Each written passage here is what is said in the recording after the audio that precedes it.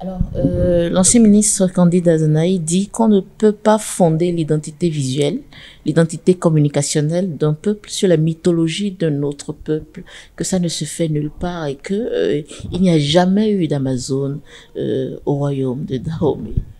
Après avoir lu cet article de presse, quels sont déjà vos ressentis? Oui, parfois il faut dire que je veux rejoindre un peu, excusez-moi sans le blesser, notre ancien président, le général Mathieu Kérékou, qui nous avait taxé d'intellectuels tarés. Bon, je lui donne encore raison, puisque les Amazones, leur histoire est tellement riche.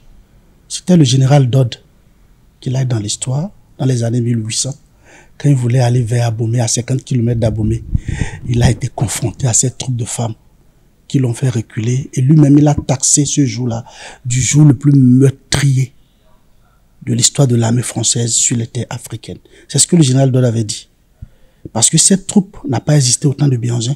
C'était le roi Agadja dans les années 1700. Et puis Guézo, quand il a pris le trône en 1818, a réformé ces dames-là. Et c'était une armée très puissante.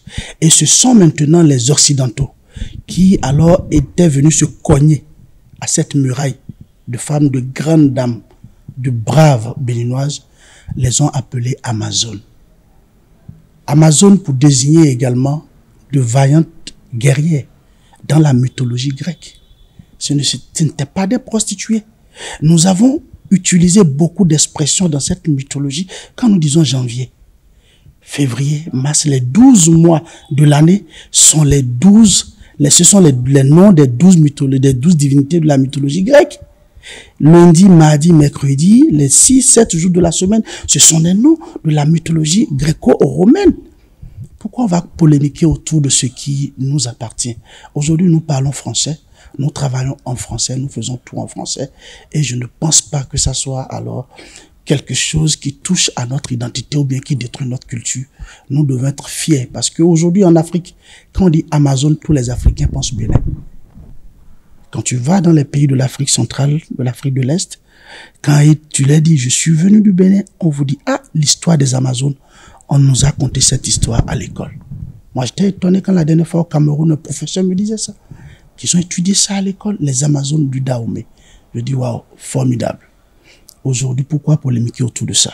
Je pense que si cet homme était aussi aux affaires, il n'allait pas dire ce qu'il a dit. Il soutient son argumentaire par le fait qu'on ne peut pas remplacer nos Tolegba par un sphinx ou par un dragon.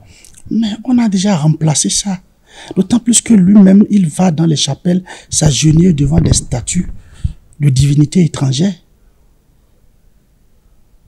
Le nom qu'il porte, le nom, son prénom, c'est des noms romains. Pourquoi il n'a pas changé son prénom? Pourquoi il n'a pas changé sa croyance religieuse? Arrêtons ça, s'il vous plaît. Donc, qu'il aille chercher les raisons de son mécontentement ailleurs. Parce que ce nom Amazone n'a rien à voir avec ce qui est en train de se dire aujourd'hui sur la toile. Ou sur les tendances politiques et tout, c'est ça? Oui, ça c'est purement politique. Puisque culturellement parlant, ça n'a pas de sens. Nous avons accepté et adopté des cultures d'autrui. Lui-même, ses parents ont accepté des cultures d'autrui, d'où on lui a donné le prénom qu'il porte. Ce prénom n'est pas un prénom dahoméen, ni un prénom au fond. Ça veut dire que nous avons accepté depuis des choses qu'aujourd'hui, maintenant, à un moment donné, on ne peut plus se débarrasser. Ça, il faut qu'on se dise la vérité. On a été colonisé culturellement, cultuellement, tout. Et ça a bien marché pour le colonisateur. Donc, on est déjà dedans.